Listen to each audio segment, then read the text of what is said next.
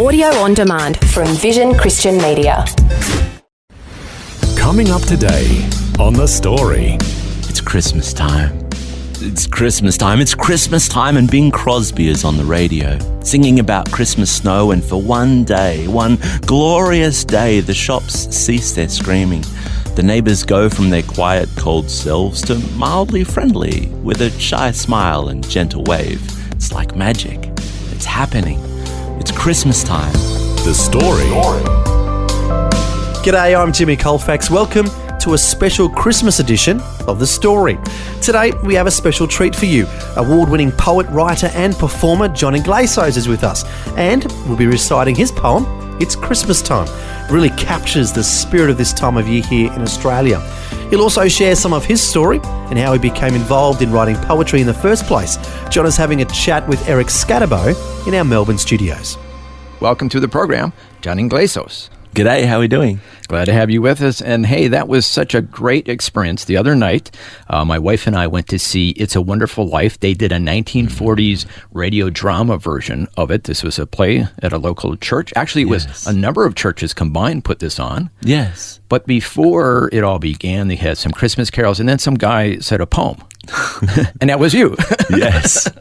How did that come about? Well, I was contacted by the organisers of that group. I have connection with Christian Artist Factory and the Australian Fireplace Group, a collection of Christian artists here in Australia. All people I know nothing about. So all good and well. They basically got in touch with me and said, we would love to have some poetry to intersperse with the music, but would like it to be centred around wonder, which was the theme for the entire night. Okay. And so I gave some thought to it and went, how do I talk about Christmas and what happens for me? And because I'm from a huge family, I'm the second of 5 boys. You have a Greek background? Greek background. As you can tell from the surname Englezos, a bit of a mouthful. I decided, well, the best way to recount it is to talk about the mayhem of the day. Now, just wait, did you write that poem just for this occasion? Yes. Oh, I thought this was like, when you just pulled out of your pocket. No. Bespoke poetry. Doing stuff tailor-made is always, I think, more personal. Wow. So my wife and I had the special treat of hearing the debut of your poem. Yes. So this was specially for this performance that we were able to hear. That's right. Well, let's share it with our audience here today. Great. It's Christmas time. It's Christmas time. It's Christmas time, and Bing Crosby is on the radio, singing about Christmas snow, and for one day, one glorious day, the shops cease their screaming.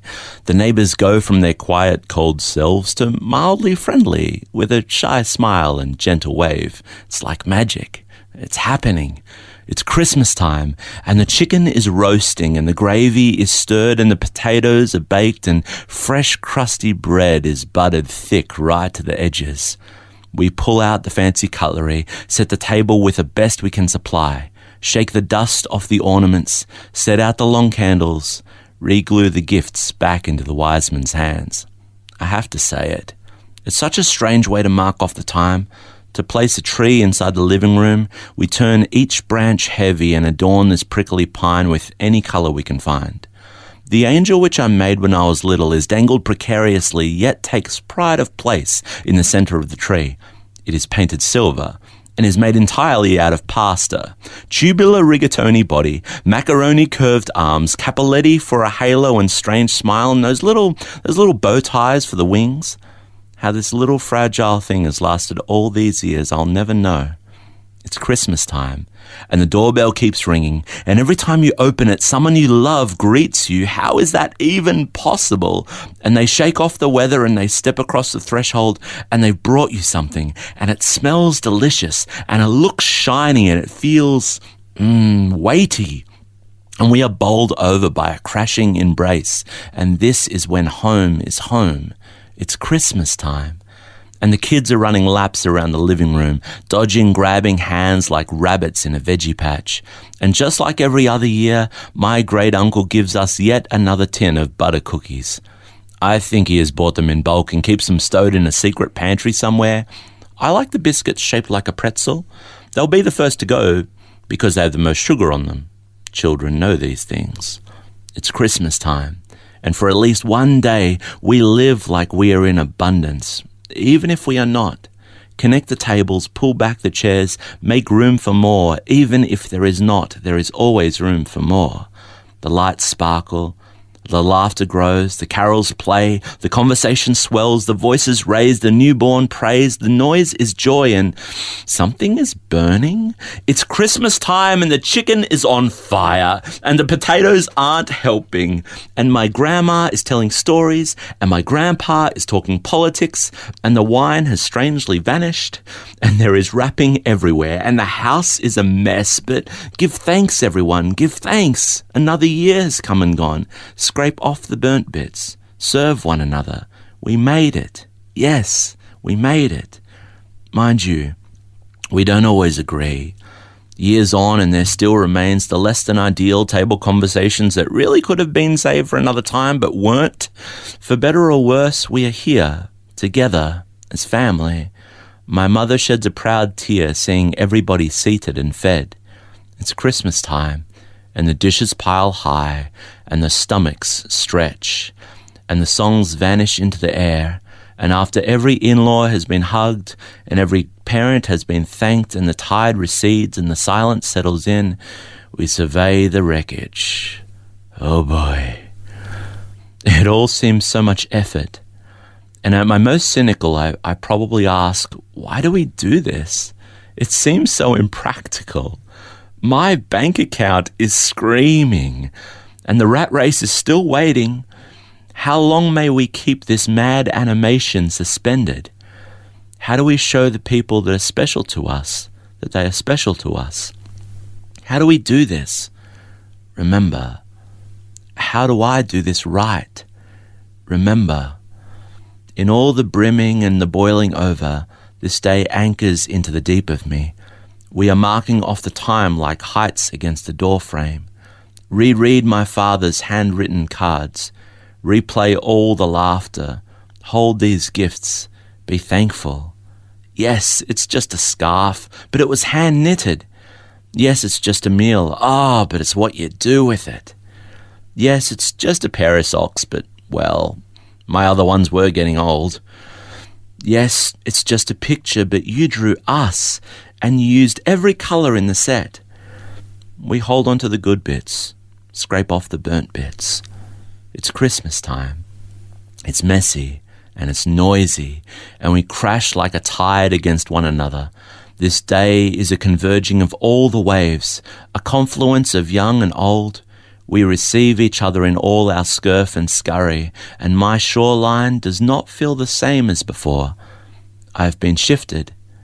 I have trodden and I have been tread upon. It's Christmas time. It is costly, but it is lovely. So much is given because so much has been given. In this time, in this place, in this life, hasn't this all been so terribly wonderful? We are sorry grateful. We are tired full. We are striving freedom. We are empty abundance. We are exhausted delight. We are clumsy waltzing. We tumble through this thing together, and I would not miss it for the world. It's Christmas time. So wrap your hearts in paper. Write your love into a card. Seal it in an envelope. Engrave hope in every embrace. Hang your memories like ornaments you do not wish to break. It seems so quaint, so unreasonable, like an angel made from pasta, but joy is not a thing which can be seen unless it is dangled precariously. And all of this is the least we can do, to mark off the season and give thanks and say, yes, I have been blessed. It's Christmas time, and this time would not be the same without you. And I would not be the same without you. Thank you. It's Christmas time, and that really sums it up. The good, the bad, the ugly, I guess you could say. Everything in between. What's kind of the big idea behind some of that? Well, for myself, the intention of this was to focus on gratitude and family. I also think that, this is a season that we've been given to remember Christ and to understand that, in as much as a gift was given divinely then, we have this opportunity to overflow now. And I think that people will do that in whatever capacity and means they can. Sometimes people are well off, and sometimes we're sharing things and doing very humble meals. But I think that this particular time of year marks off or gives people opportunity to say, I wish to respond in a way which is abundant. And I believe that that is a far more encouraging and hopeful narrative than what we're hearing on the news. And what has been the response? The response for this particular poem has been people saying it reminds them of certain Christmases they've had. It brings back, nostalgia is a wonderful thing, and the provoking of memory of scent and sight and sound. I've had people say that this reminds them of childhood, or reminds them of having loved ones round that aren't round anymore. It's full spectrum because you're just providing a space for people to access their imagination. Imagination is the back door to the soul. People will unravel that and sort of go, wow, I didn't realize there is all of these things in memory that I go back to these rooms. And you're kind of unlocking those rooms, so to speak, for the listener. Absolutely. In your own way. But for you uniquely, you had the macaroni ornament. Oh, yes. Yeah. No, it was a Sunday school project of, sticking together these elements into a shape and then painting it silver or gold. I picked silver and I don't know how it is, but I think Mum's wrapped it up in cotton balls or something. But it lasted for it's years. Still there. It's I don't know if it's still around now. I don't know if it survived a couple of house moves. But it was there a long time. Absolutely. And these things get accumulated and then put away. But the things that people hold, whether that's physical items or just memories in your head, there's so much to be treasured.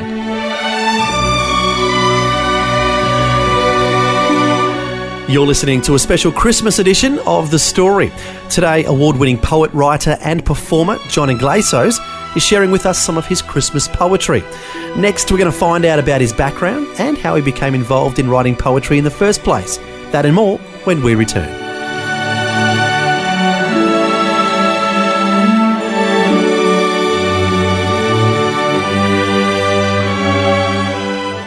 If this program has highlighted something you'd like prayer for, we'd love to pray for you. Call 1-800-PRAY-FOR-ME. That's 1-800-772-936. It's a free call.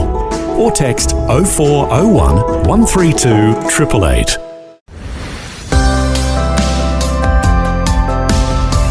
Hi, I'm Jimmy Colefax, and this is a special Christmas edition of The Story. Today, Eric Scatterbo is chatting with award-winning poet, writer and performer John Englezos. Before the break, we heard him recite his poem called It's Christmas Time. In a little bit, he'll share with us another poem he's written inspired by Christmas called Even Now. But first, John will share about his background and how he became a poet in the first place. I was born in Adelaide but raised in Melbourne. I'm the second of 5 boys with Greek parents on both sides of the family. Raised as Australian, never learned the language, never learned the Greek language. Not the Australian language. Not the Australian language is a whole other can of worms. But because Mum and Dad met in a choir at university, I've always had music and theatre and performance as part of my upbringing. Mm-hmm. I grew up in music theatre. I've been performing in non-professional productions since I was 16. At a particular point in time, I realised that it was a lot of effort to rehearse and learn other people's words over and over. So I took what I had been doing in high school by way of writing things and doing poetry just into a page and addressing bullying, questions of identity and all that kind of thing, and turning it towards using the open mic scene that exists in Melbourne and sharing story and saying, well, I've learned some things and I want to impart hope. This is the thing that I have in me that I want to overflow. So I was encouraged, care of a gentleman called Joel McKerrow, who's an Australian known poet and very well published, and he encouraged me to get up on stage and do the thing. Why keep it inside of a book? I'm just reflecting, listening to you, that why aren't there more Christian poets? Because a large part of the Bible is poetry. The whole book of Psalms is Yes. there. And of course, your tradecraft is working with words. Yes. Well, Jesus was the Word. That's right. Word become flesh. Yeah. I mean, I also note, the first thing that comes out of Adam's mouth, in as much as it's recorded in the Bible, is poetry. God says, name the animals, but they don't set about recounting a list there. It's only when he sees woman, he says, at last, bones of my bones, flesh of my flesh. It's exclamation simile on simile. Thank you for that little English lesson. I love it. So the idea that... But it's poetry. It is poetry. I think that it is kind of just there's an maybe immense stop power in here. words. Let's Yeah, just no. stop.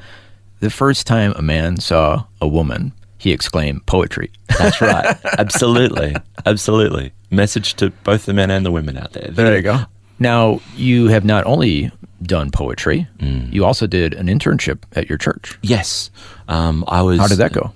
That was immense. It switched on my brain big time. I'm a very inquisitive mind, and part of I suppose not having the happiest upbringing in school just sort of meant that I've had a lot of time to sort of dig through God's word for myself. What was the issue in school? Well, I was being Greek Australian. There's obviously the racial aspect of things. Not that you're necessarily called wog or these sorts of things, but I look different. I sound different. I was hairier than other people. Pick a feature, and I would be different from the norm.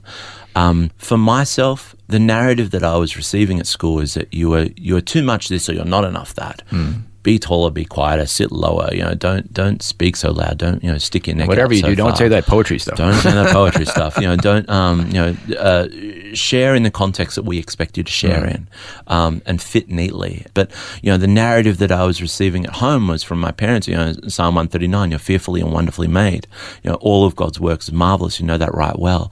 And my anchor point has been in what God has declared over me in my life, to be able to say that I am a work in progress. I'm fearfully and wonderfully made. I'm his child. Those are the anchor points that no matter what other circumstance it's about blowing around, those are things that have, if nothing else, kept me sane and given me permission to say, no, I have voice. I do have something to share, and I've been made to listen. I've been made to be heard. And so I will take that opportunity.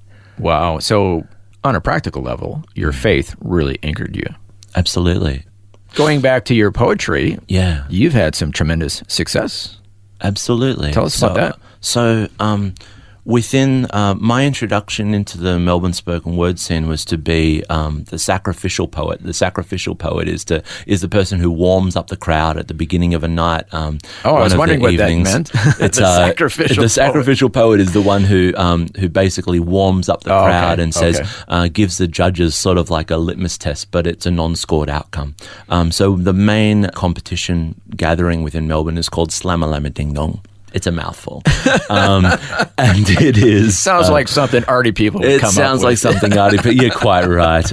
There is this conversation, do we need to rechange it, make it simpler? No, it's great. So I was a sacrificial poet, and this particular night, the grand finals of this particular year, everyone is bringing their dark nugget that they've had stored up for the year to present on the table. And so they put this, big, heavy piece in. And I came in and I did a piece called If the World Were Upside Down. It was about a man saying, what if the rich were poor, and what if the poor were rich, and what if we stopped and spent time around the fireplace, and a whole bunch of what ifs. And it was rhyming. It was done in the style of Dr. Seuss, and it's now the title of my book. But at any rate, I performed that, and I ended up scoring better than the competitors. Wow! Which, not that my scores matter, but it was one of those things where I went, wow. You can bring all this calls to arms, heavy sort of things, or you can bring something that is hopeful, that is questioning, and it's saying what if, and it's opening up that potential for further thought and reflection. So I have been in the spoken word scene now for 6 years. I'm the Melbourne 2015 spoken word champion, so I won a couple of years later. Wow. I've represented from Australia, so the Slammer team sent a crew of 4 poets across to America to represent in the National Poetry Slam over there, which is effectively like the Olympics of poetry. Wow. And so the director of that place said, you guys are the newest team, get up and perform something in a couple of minutes. I jumped up and I performed a piece called I Was There, which is basically saying, One of the lines is, a young lady once said to me, I always thought about writing poetry, but someone else has already written it, probably done it better, so why should I bother? And so I said to her, every note on the piano has already been played, yet we still play. God created you to be heard, so be heard. We're not your competition, we are your audience. And which got, a fairly good response. Yeah. But yeah, when you tell people, that the sharing of a thing is part of the divine gift of life. Well, speaking of poetry, you have another poem for us? Yes. In keeping with the Christmas season? Yes. What is this one called? This one's called Even Now. And I wrote it a couple of years ago, just before Christmas Day. Even now, even now, even now we trawl through all the bad news for some good. Even now, people struggle through oppression and seek freedom. Even now, the stargazers look up hopeful at the sky. Even now, broken hearts all cry out for peace and healing. Even now, the earth groans like a mother in first labor. Even now, corrupt rulers fear a baby in a manger. Even now, the soul thirsts and keeps thirsting for its Savior.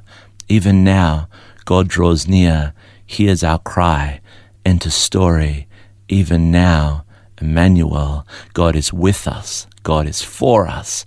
Even now, a father's worry, a mother's heart, all flows over.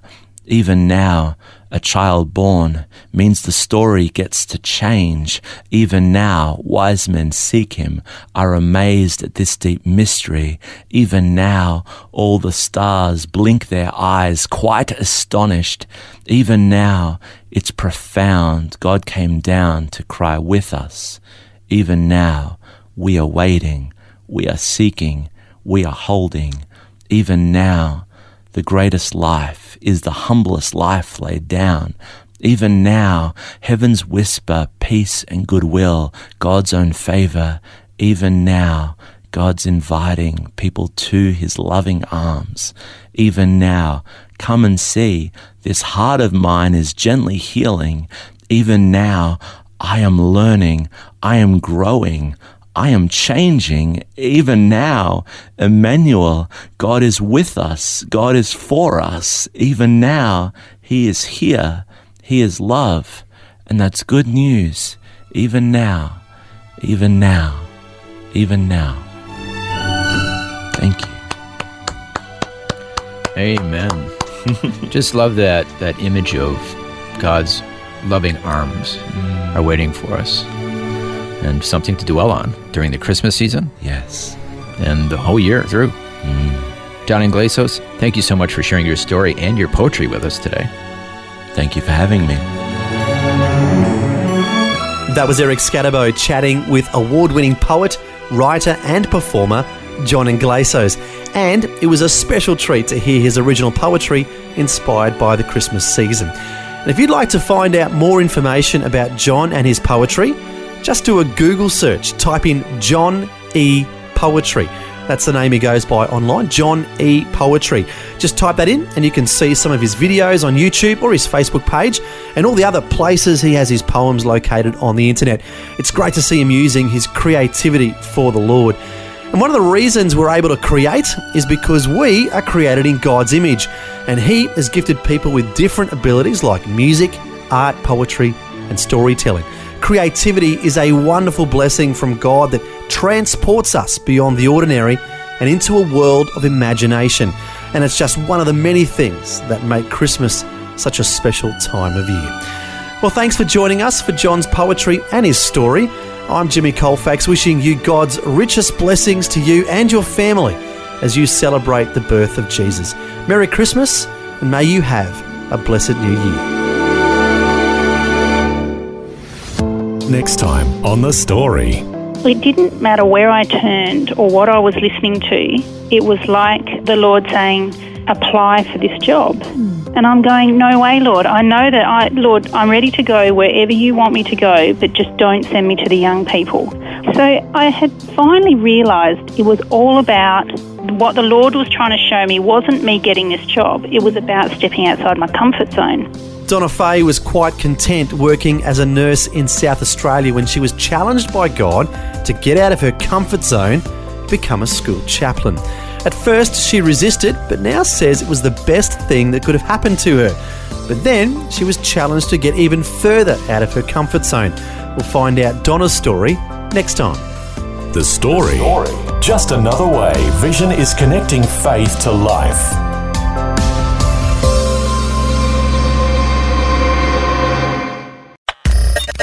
Thanks for taking time to listen to this audio on demand from Vision Christian Media. To find out more about us, go to vision.org.au.